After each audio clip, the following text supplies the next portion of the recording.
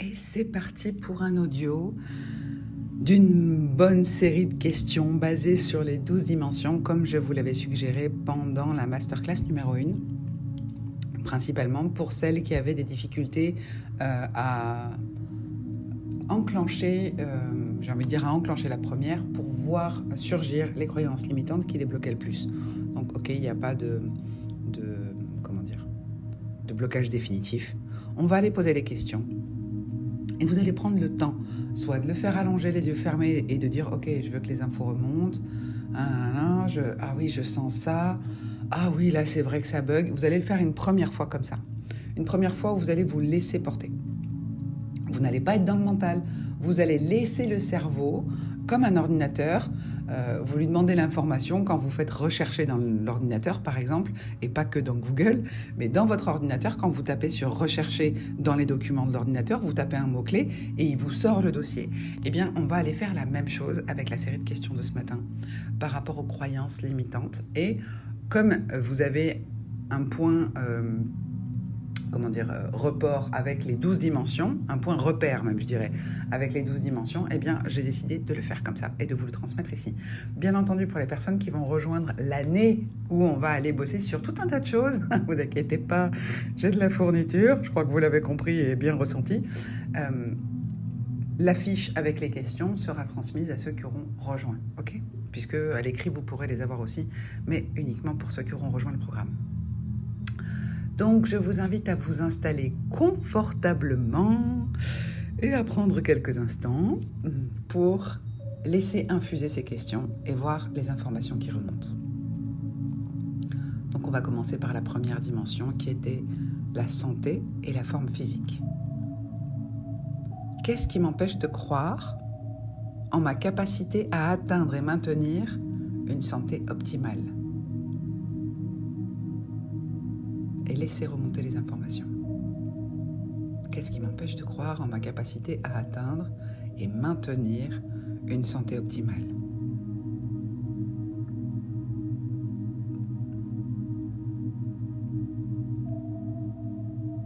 En quoi mes croyances actuelles sur ma santé limitent-elles mon potentiel de bien-être ?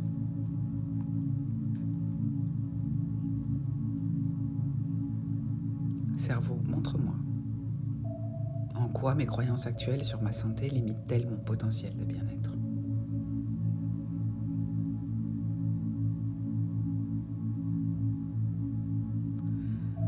Qu'ai-je laissé mon cerveau accepter comme une vérité absolue que je ne peux pas ceci ou cela en rapport avec ma forme physique, tant dans mon apparence que dans ma tonicité ? Qu'est-ce que j'ai accepté comme vérité absolue ?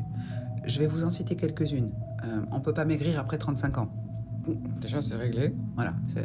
Ça fait partie de ces choses que l'on a acceptées comme étant des vérités absolues. Ok ? Qu'ai-je laissé mon cerveau accepter comme vérité absolue que je ne peux pas ceci ou cela en rapport avec ma forme physique ?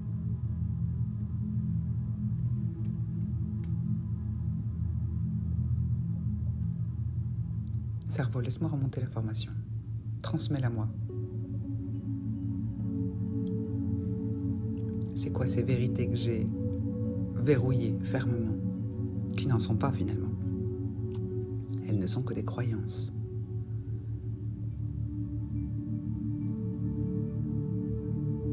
Nous passons à la deuxième dimension, la vie intellectuelle.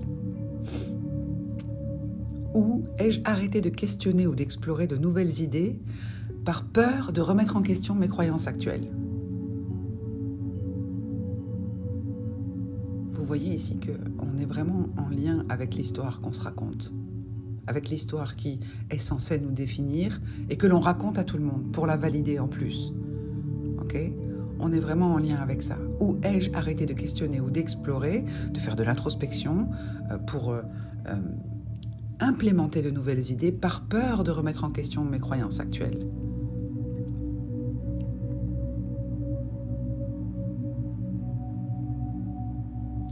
Quelle pensée limitante m'empêche de nourrir mon esprit de manière constructive ? Cerveau, montre-moi. Corps, montre-moi. Quelle pensée limitante m'empêche de nourrir mon esprit de manière constructive?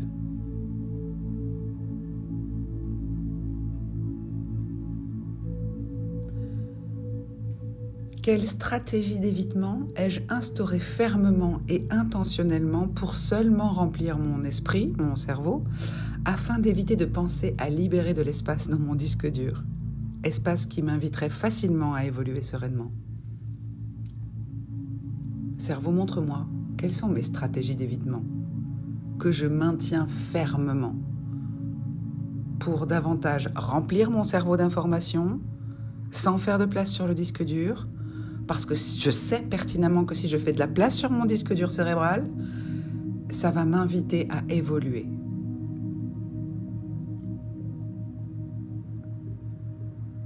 Quelle stratégie d'évitement ai-je instaurée fermement et intentionnellement pour seulement remplir mon cerveau afin d'éviter de penser à libérer de l'espace dans mon disque dur, espace qui m'inviterait facilement à évoluer sereinement?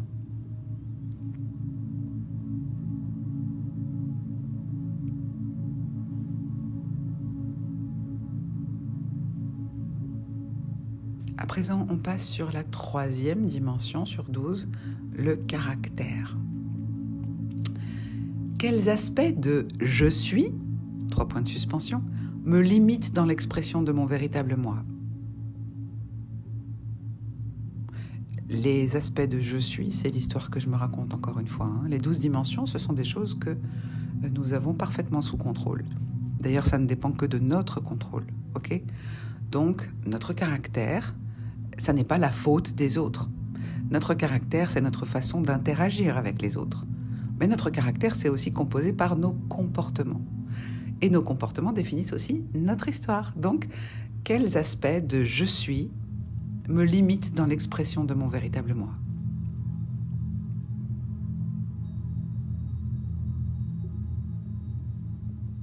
Et laissez remonter l'information. S'il n'y a rien qui vient, c'est pas grave. Ne vous inquiétez pas, ça va infuser. C'est parfois à retardement. Et tout est OK. C'est parfait comme ça. Quelle est l'histoire que je me raconte dans mes relations, dans mon job, dans ma famille, dans mes amours? Qui suis-je dans ces relations systématiquement? Vous savez, le fait de préméditer, on détermine à l'avance, on se détermine à l'avance à être le même personnage, à avoir le même rôle et les mêmes issues. Ok? Donc, là, on y est. Quelle est l'histoire que je me raconte dans chacune de mes relations? Cerveau, à chaque fois qu'il y a un mot qui arrive, fais remonter l'information. Quelle est l'histoire que je me raconte dans mon job? Quelle est l'histoire que je me raconte dans ma famille? Quelle est l'histoire que je me raconte dans mes relations amoureuses?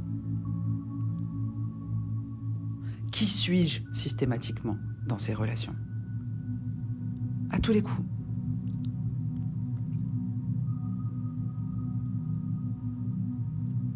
Ici, ça peut remuer un peu. L'idée, c'est de comprendre que nous préméditons les choses inconsciemment. C'est tellement engrammé dans la mémoire loin que c'est automatique comme le fait de marcher. Et on ne réfléchit pas quand on marche, on sait qu'on doit mettre un pied devant l'autre. Enfin, devant, ça fait un peu en file indienne, mais vous comprenez ce que je veux dire. Donc, c'est prendre conscience qu'on prémédite les choses. Et quand on prend conscience qu'on prémédite les choses, eh bien, simultanément, on prend conscience qu'on a un pouvoir phénoménal sur notre vie. Donc, c'est par la préméditation, par la pensée par anticipation de comment ça va se passer, de qu'est-ce qui va m'arriver, comment les autres vont se comporter. Je prémédite déjà les choses. Je détermine à l'avance comment mon personnage systématique va avoir le même rôle et les mêmes issues. Une dernière fois, quelle est l'histoire que je me raconte dans mes relations? Quelle est l'histoire que je me raconte dans mon job? Des limitations que je peux m'inventer, ou imaginer, ou supposer, ou supputer, subodorer, vous le dites comme vous voulez. Quelle est l'histoire que je me raconte dans ma famille? Quelle est l'histoire que je me raconte dans mes relations amoureuses? Comment est-ce que je les envisage et comment est-ce que je détermine leurs issues? Et laissez infuser ces questions. Enfin, une dernière question pour la dimension caractère. Comment puis-je transcender les étiquettes que je me suis imposées ou que j'accuse les autres de m'avoir imposées?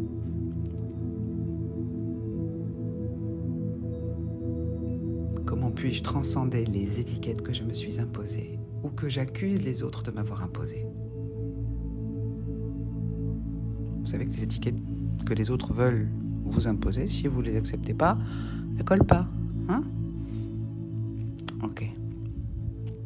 Encore une fois. Comment puis-je transcender les étiquettes que je me suis imposées ou que j'accuse les autres de m'avoir imposées?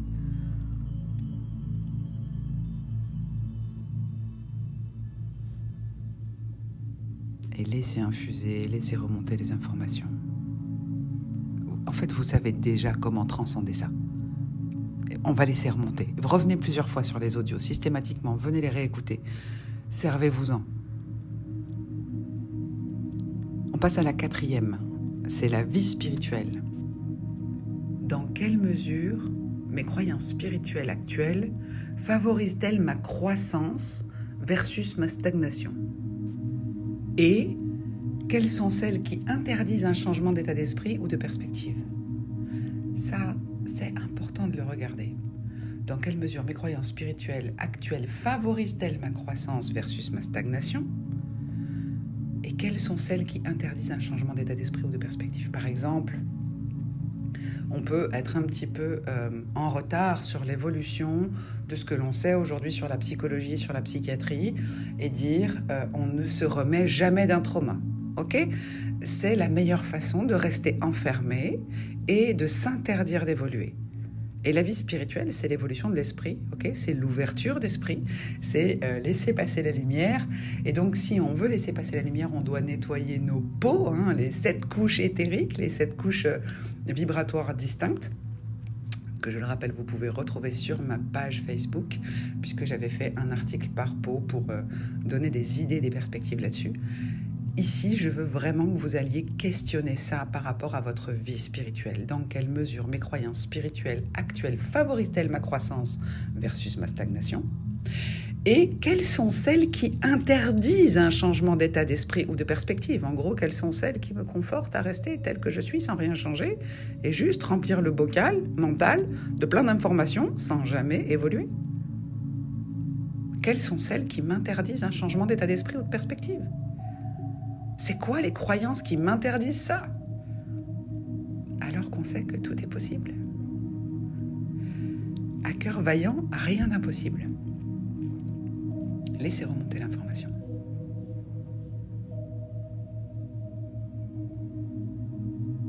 Est-ce que je fais en sorte de m'alléger l'esprit ou ai-je une tendance systématique à tendre vers ce qui le plombe? Et observez-vous.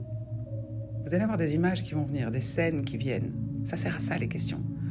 Le cerveau, il a juste le job de nous faire remonter l'information. Donc, on doit lui donner des ordres ou lui poser des questions. Il est notre serviteur et non pas le conducteur. Est-ce que je fais en sorte de m'alléger l'esprit ou est-ce que j'ai plutôt une tendance systématique à tendre vers ce qui va le plomber? Ça va me plomber le moral. Et on y retourne. Parce que le cerveau, il a l'habitude et que c'est lui qui conduit.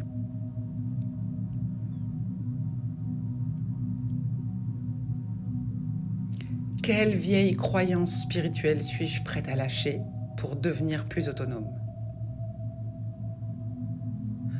Là, les croyances spirituelles, ça va tendre vers du dogme, du style tendre l'autre joue, par exemple. Hein, ou la colère, c'est vilain. La colère, c'est un signal naturel qu'il faut écouter. Ça ne veut pas dire qu'il faut se mettre en colère sur tout le monde. Ça veut dire que si ça me met en rogne, qu'est-ce qui se passe? C'est quoi qui se déclenche? Pourquoi est-ce que ça me déclenche? Okay?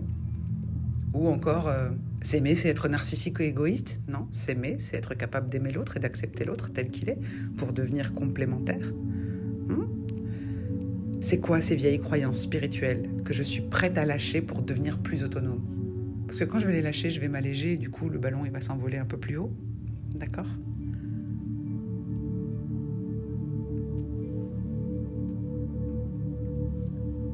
On passe à la dimension de la vie émotionnelle, la 5e dimension.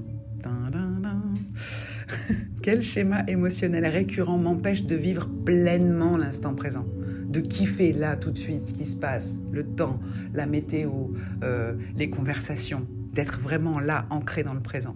Quel schéma émotionnel récurrent m'empêche de vivre pleinement l'instant présent? Où est-ce que mon cerveau me ramène systématiquement? Parce qu'il pense que c'est le mieux pour moi, parce que c'est là que ça vibre fort. Est-ce que je vais tout le temps dans le passé pour ressasser, être nostalgique, triste? Ou est-ce que je vais dans le futur, que j'ai pas encore fini de dessiner, d'écrire avec ma vision d'avenir et qui du coup me donne énormément d'anxiété parce que je sais pas ce que je vais faire demain? Quel schéma émotionnel récurrent m'empêche de vivre pleinement l'instant présent?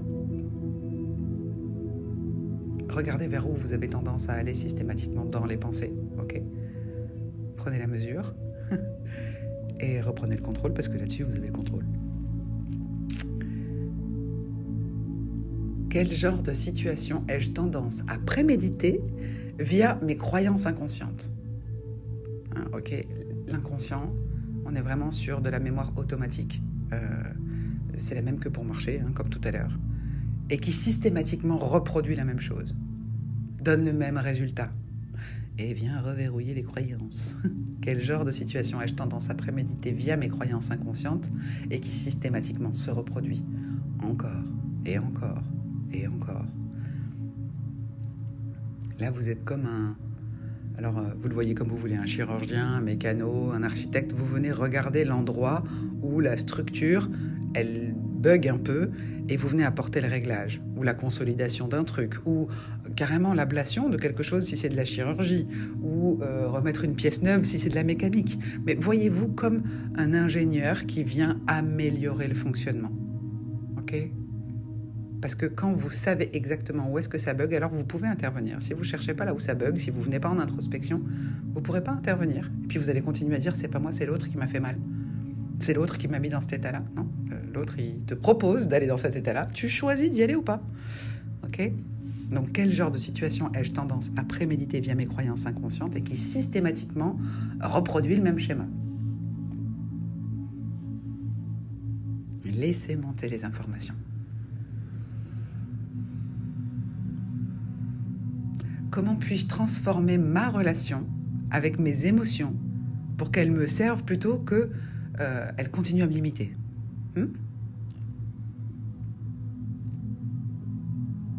Comment puis-je avoir une autre perception de mes émotions, en fait? Une autre relation avec mes émotions pour qu'elles me servent plutôt que de me desservir? Nos émotions, c'est notre pouvoir magique. D'accord ? C'est vraiment là que se situe notre pouvoir magique. Alors si vous aimez la culture, on va dire antique, les Égyptiens d'Égypte antique disaient que Seth avait caché cette divinité, ce pouvoir, à un endroit où l'homme n'irait jamais regarder. Et l'endroit où Seth a caché ce pouvoir, c'est dans le cœur. Donc ici, on descend dans le cœur. Bravo pour ça, vous ne vous en rendez peut-être pas compte, mais vous êtes en train de faire un travail phénoménal. Donc, cerveau, montre-moi comment je peux transformer ma relation avec mes émotions pour qu'elles me servent plutôt que de me desservir, plutôt que de me limiter. Montre-moi comment je peux avoir davantage de pouvoir sur moi-même, sur mon état émotionnel.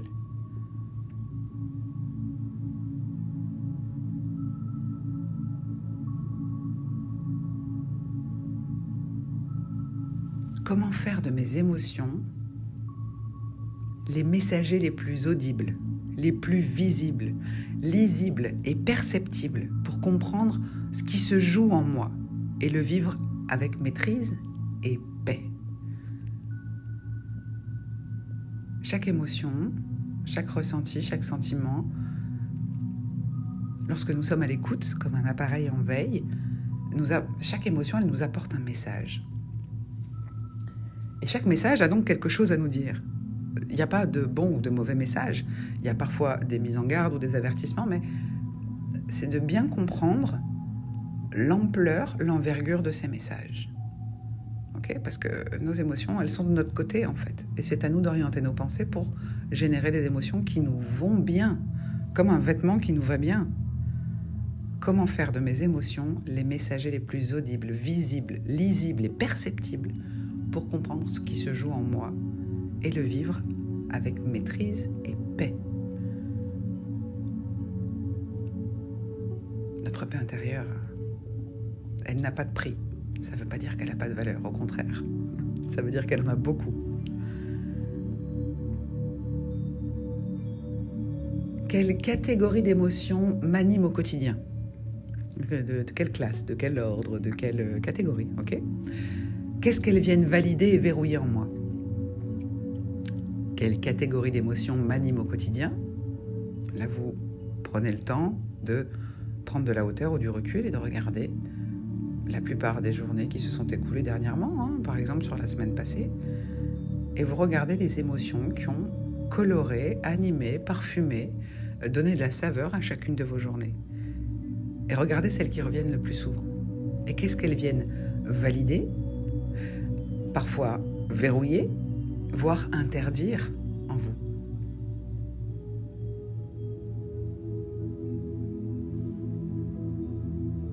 Et laissez remonter les informations. Et comprenez que vous êtes en train de faire de l'aérobic avec votre cerveau, que ça demande un petit effort.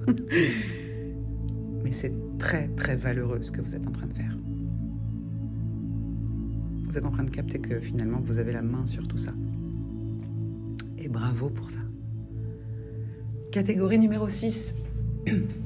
Dimension numéro 6. Famille et couple. Et je ne les dissocie pas.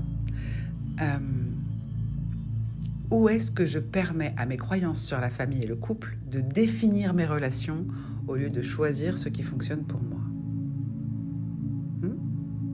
Si j'entre en guerre avec les personnes qui pourraient être en couple avec moi, mais si j'entre en guerre même avant de les connaître, bien effectivement, ça m'interdit de l'acceptation, ça m'interdit de la compréhension, ça m'interdit la tendresse, l'affection, les attentions, la gentillesse, la douceur, le sexe. On a besoin de rapports charnels, ça fait partie de nos besoins basiques. Où est-ce que je permets à mes croyances sur la famille et le couple de définir mes relations au lieu de choisir ce qui fonctionne pour moi ? Et c'est ok si vous êtes célibataire et que vous êtes très bien comme ça, il n'y a pas de sujet. Et du coup, vous faites le couple tout seul.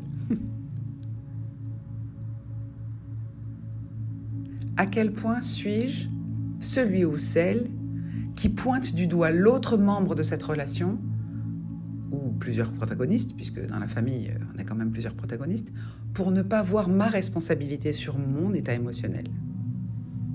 J'accuse l'autre de me mettre dans tel état. Non, tu te mets dans cet état-là tout seul. Comme une grande, comme un grand.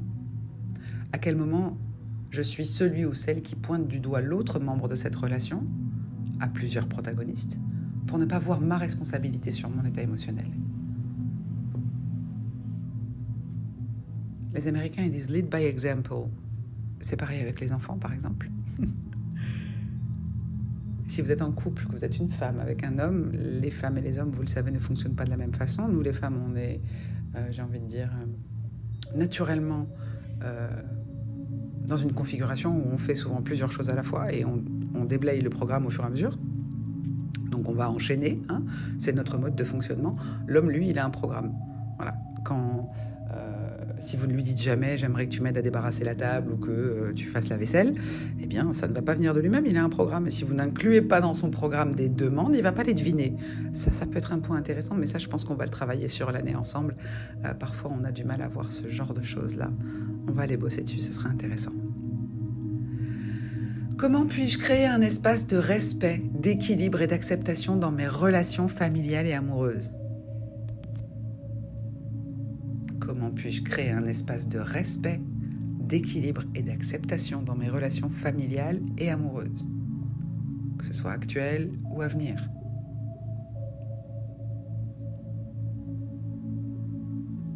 Qu'est-ce qui m'empêche de définir clairement et intentionnellement ce qui m'incombe en termes de responsabilité afin d'en reprendre la maîtrise? Vous vous rappelez, j'ai le contrôle, j'ai pas le contrôle. Qu'est-ce qui m'empêche de définir clairement et intentionnellement ce qui m'incombe en termes de responsabilité afin d'en reprendre la maîtrise?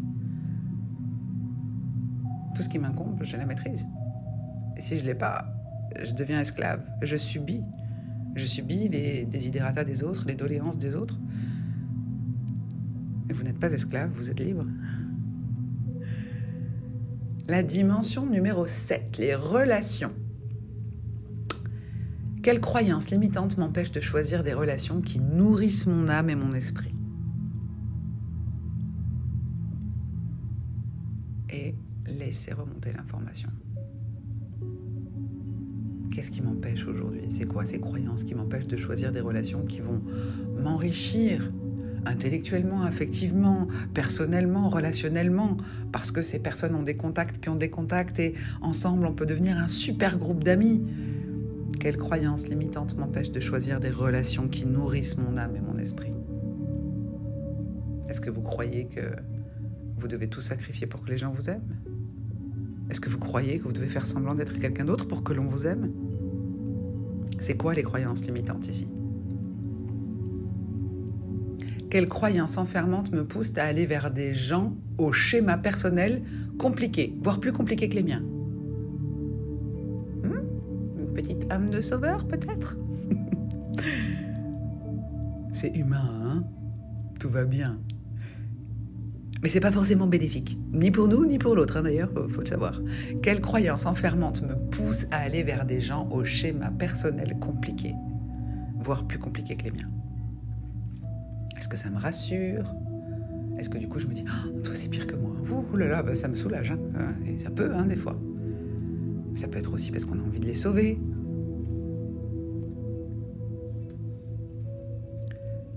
Laissez monter l'information. Comment puis-je ouvrir mon cœur et mon esprit à des relations qui me reflètent et me soutiennent véritablement dans cette vision que je m'apprête à créer et à établir intentionnellement? Comment est-ce que je peux ouvrir mon cœur et mon esprit à de nouvelles relations qui me reflètent et me soutiennent véritablement? Parce que je suis en train de créer une vision. Je m'apprête à l'établir intentionnellement, fermement, avec tout mon cœur, avec mes valeurs. On va tout mettre en combinaison.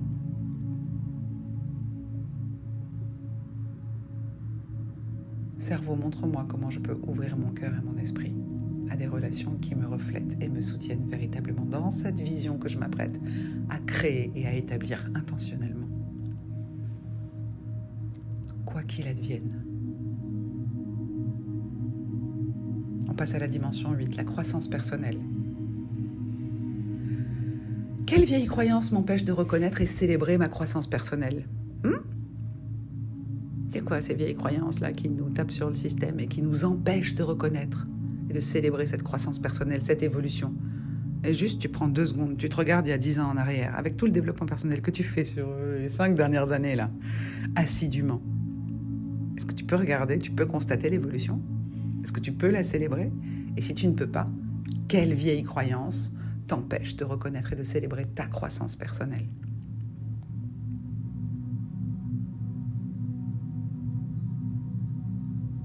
Quels sont les automatismes, les discours internes que je m'inflige pour n'être jamais satisfaite ou satisfait? C'est quoi ces réflexes-là? Ces automatismes, ces discours internes, ce dialogue interne que je m'inflige pour n'être jamais satisfait. Ça n'est jamais assez. Qu'est-ce qui te pousse davantage vers le mécontentement que vers la satisfaction? Encore une fois, quels sont les automatismes et discours internes que je m'inflige pour n'être jamais satisfait ou satisfaite?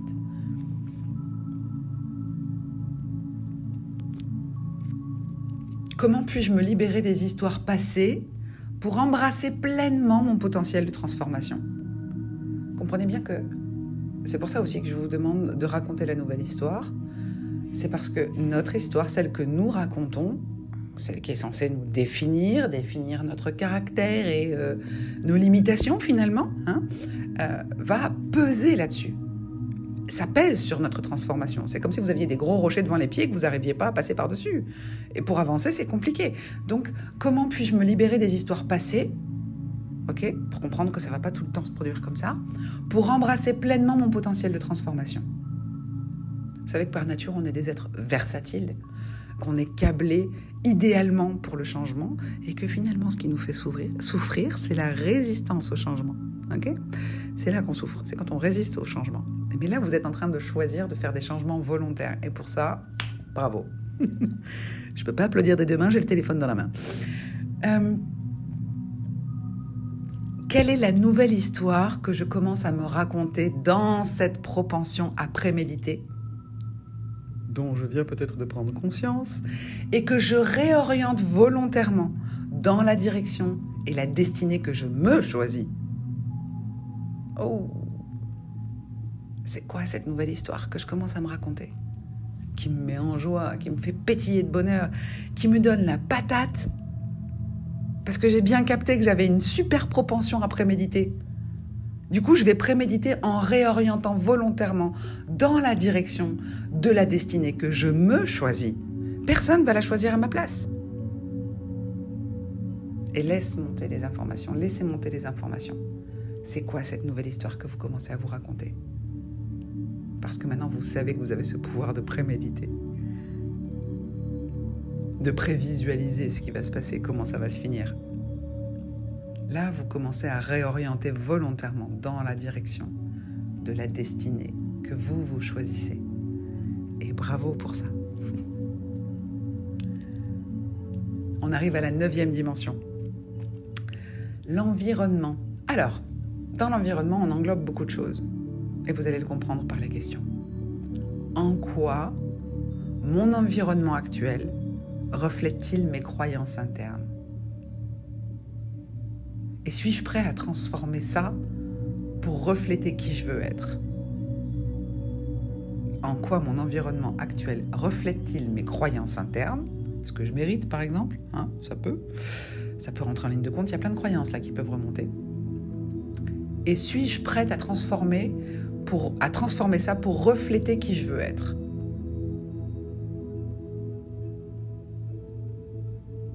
Et laissez monter les informations. Si vous avez déjà fait par exemple de la visualisation et que vous êtes apparu quelque chose qui vous plaisait, alors qu'au départ c'est pas du tout dans vos styles de goût, ou du moins dans ce que vous racontez avoir comme style de goût et de préférence, pour des maisons, pour des voitures, pour des vêtements, etc. Regardez en fait les informations qui vous viennent en visualisation. Donc, en quoi mon environnement actuel reflète-t-il mes croyances internes et suis-je prêt à transformer ça pour refléter qui je veux être?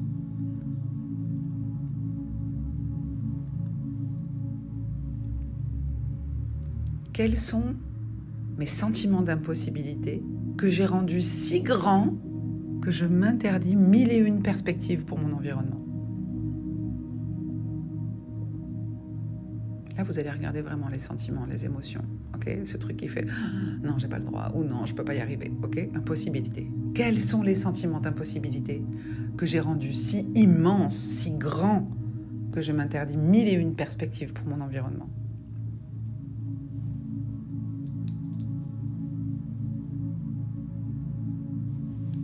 Comment puis-je créer un environnement qui soutient mon bien-être et ma croissance plutôt que de me servir à m'enfermer pour me protéger? Je vous rappelle qu'on n'est plus autant de Cro-Magnon, que si vous sortez, il n'y aura pas de tigre à dents de sabre et que vous n'allez pas mourir en sortant de la maison. D'accord? Ça peut aller jusque-là. D'autant plus avec ce qu'on a vécu en 2020 avec le confinement, on le voit sur les comportements de la plupart des gens dans la société, a laissé des traces... pas irréversibles, mais des traces que les gens ont engrammées de peur, ok? On voit encore des gens masqués aujourd'hui et c'est rare qu'ils mettent un masque parce qu'ils ont la grippe pour vous protéger. Ils mettent un masque parce qu'ils ont peur que vous les contaminiez de quelque chose, d'accord? Donc on voit des réflexes de peur qui sont encore ultra crispés, ultra verrouillés et il y en a même qui sortent toujours pas de chez eux de façon aisée comme ils pouvaient le faire avant. Donc, comment puis-je créer un environnement qui soutient mon bien-être, ma croissance, plutôt que de m'enfermer pour hypothétiquement me protéger d'un danger de mort? Parce que quand on se protège d'un danger de mort 24/7, en fait, on est déjà en train de mourir, mais on est vivant. Mais on est en train de mourir, parce qu'on ne vit plus, par peur de la mort. Ok. 10e dimension, on arrive au bout. Créativité. Quelles croyances m'ont convaincu que je ne suis pas créatif ou créative? Et comment est-ce que je peux les déconstruire? Cerveau, montre-moi. Quelles croyances m'ont convaincu que je ne suis ni créatif ni créative? Et comment est-ce que je peux déconstruire ces croyances? Vous croyez que quand vous étiez enfant, vous n'étiez pas créatif? Avec les Legos, avec la pâte à modeler, avec la peinture? Peut-être sur le t-shirt, la peinture, plus que sur le papier? Mais peu importe. Quelles croyances m'ont convaincu que je ne suis pas capable de créativité et comment puis-je les déconstruire?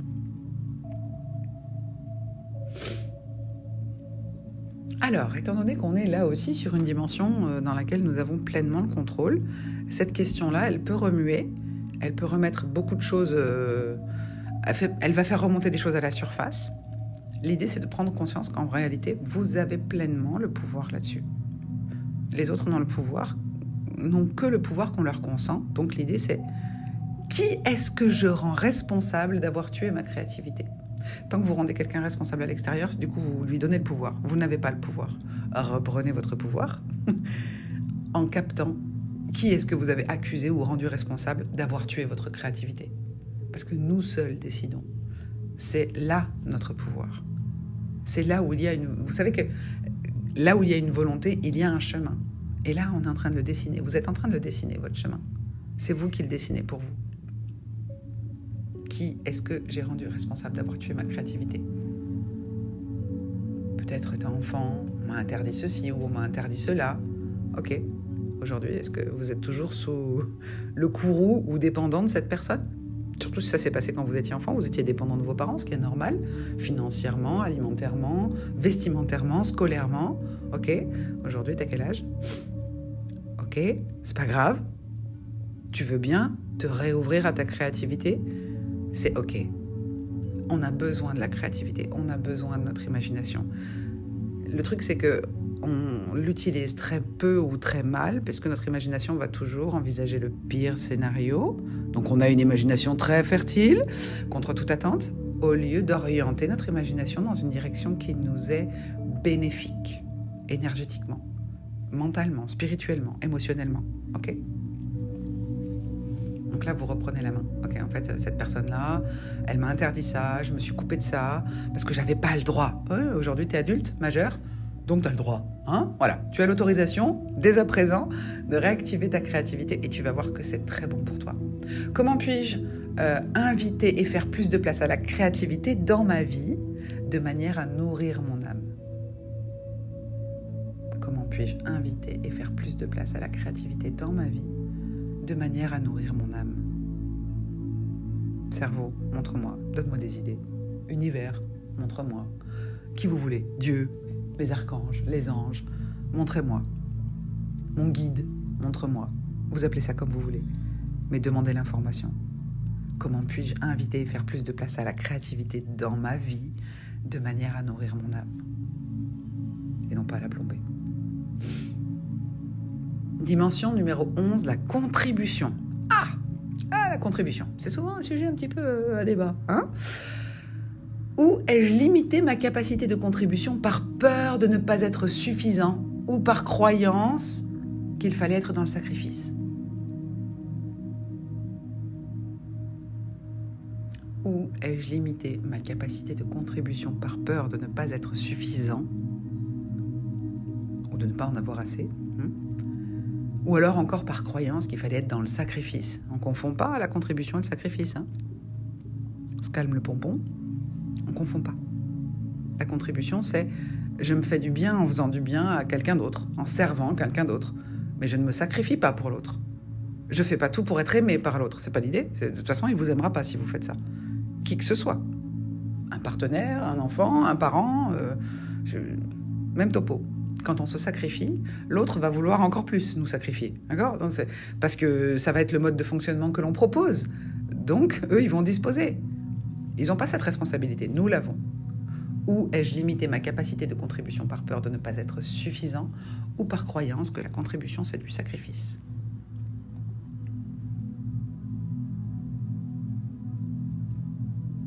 Où ai-je acquis comme vérité absolue qu'il faut arnaquer l'autre pour gagner quelque chose?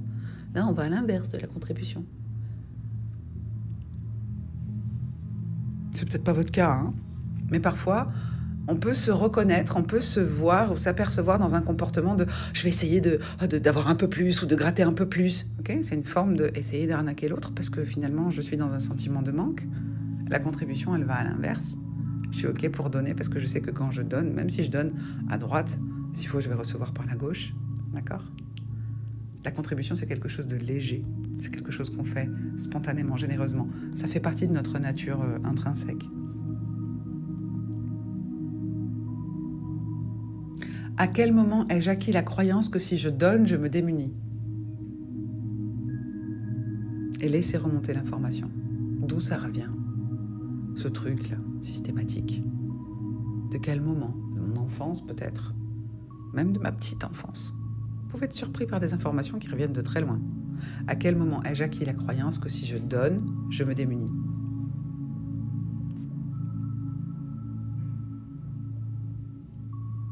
Comment puis-je redéfinir la contribution de manière à enrichir à la fois ma vie et celle des autres ? Okay, de façon à ce que je n'ai pas le sentiment que je vais manquer de quelque chose quand je donne. On peut donner librement. On est conscient que tout est équilibre, donc tout ce que l'on projette nous revient. Okay ? Donnez librement et soyez serein, comme soutenu par la mer Méditerranée quand vous faites la planche. Petite métaphore, parce que ça va vous revenir. N'ayez pas peur, sinon vous êtes dans le sacrifice. Si vous avez peur de donner et que ça me crispe, je me sens dans le manque, j'ai donné, je me démunis. Bon bah ok, donc vous allez recevoir de quoi vous sentir encore plus démuni. Okay ? Parce que c'est, quelque part, c'est ce qu'on aimait qu'on reçoit. Donc on l'aimait dans un premier temps et on le reçoit en revers de boomerang, j'ai envie de dire. Alors que quand c'est quelque chose de sympa, et ben quand on le reçoit, c'est comme un bouquet de fleurs. Pour en pleine figure, c'est quand même pas très agréable le bouquet de fleurs, mais on le reçoit par porteur, par exemple. Donc, comment puis-je redéfinir la contribution de manière à enrichir ma vie et celle des autres ? Pourquoi, lorsque j'entends le mot contribution, je me crispe ? J'ai peur de manquer. Cerveau, montre-moi. Corps, raconte-moi ce qui se passe à l'intérieur. Univers, montre-moi. Pourquoi est-ce que, dès que j'entends le mot contribution, je me crispe, j'ai peur de manquer ?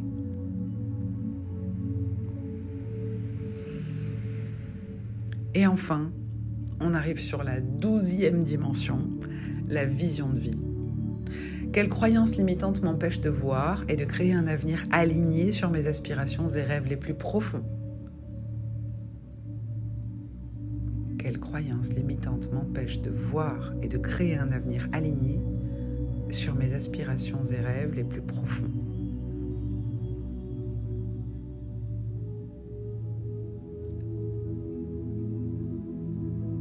Laissez remonter les informations sur la nature de ces croyances limitantes.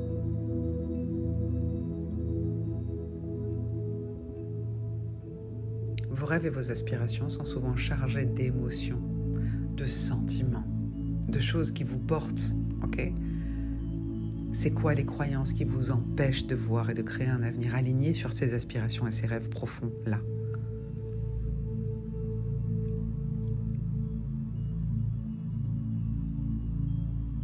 Comment puis-je clarifier et renforcer ma vision de vie pour qu'elle me guide chaque jour dans ma véritable expression ?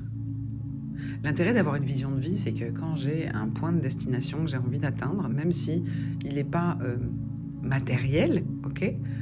Ça peut être aussi, c'est valable d'ailleurs même quand on veut, dans sa vision d'avenir, implémenter tout ce qui est relation amoureuse. Mais quand on a une idée préméditée, prédéterminée, prédéfinie de ce que l'on a envie de vivre et de ressentir, on se permet de le ressentir déjà. Donc on vibre déjà ça. Et donc on se rend vers cet objectif-là, ok ? On est drivé par cette vision. Et de ce fait, ce que ça apporte en plus de savoir déjà ce qu'on a envie de vivre et ce qu'on n'est plus ok pour vivre, ok ? Ça, non, ça, j'en veux plus jamais, d'accord ? On a décidé de ce qu'on voulait vivre, et bien au-delà de ça, ça va faire qu'on va éviter de bifurquer à droite, d'aller à gauche, de machin, de se perdre, de dire « Oh là là, j'ai perdu du temps. Oh, mais pourquoi je suis allée encore dans cette relation ?» Ok, donc la vision, elle vous permet de définir vous-même votre destinée, votre destination. Ok ? Les moyens, ils viennent en chemin. Les personnes qui sont alignées avec cette vibration que vous allez commencer à émettre ou que vous commencez déjà à émettre, elles vont s'approcher. Elles vont s'arriver, c'était pas français. Elles vont s'approcher de vous, elles vont venir au contact avec vous. Ça fonctionne comme ça. Donc comment puis-je clarifier et renforcer ma vision de vie pour qu'elle me guide chaque jour vers ma véritable expression, mon essence? Et vous entendez le son de mon essence? C'est à la fois le carburant et ma naissance. Hein? Ok. Petite parenthèse. Quelles sont les interdictions inconscientes que je me suis infligées et qui m'empêchent d'envisager une vie plus satisfaisante, plus enrichissante, dans les 11 dimensions précédentes et plus encore? C'est quoi les interdictions inconscientes que je me suis infligées et qui m'empêchent que temporairement, hein? Parce que je suis en train d'en prendre conscience, là. Jusque-là, elles m'ont empêché d'envisager une vie plus satisfaisante et plus enrichissante dans les 11 dimensions précédentes. Et plus encore. Il se peut qu'ici, avec cette question de quelles sont les interdictions inconscientes que je me suis infligées, il remonte plein de choses sur le mérite, sur l'estime, etc. Notez ces croyances. Notez-les. Et vous reproduisez ce qu'on a fait hier. La croyance, elle nous fait avoir un comportement qui a des conséquences, qui donne des résultats. Okay? Et ces conséquences et résultats viennent revalider la croyance. Et ça crée l'histoire que l'on se raconte. Et maintenant, je vous souhaite de commencer à avancer, quand vous aurez fait ça, sur quelle est l'histoire que je me raconte, avec les fiches que vous avez eues hier pendant la masterclass. Et je vous souhaite une très belle journée.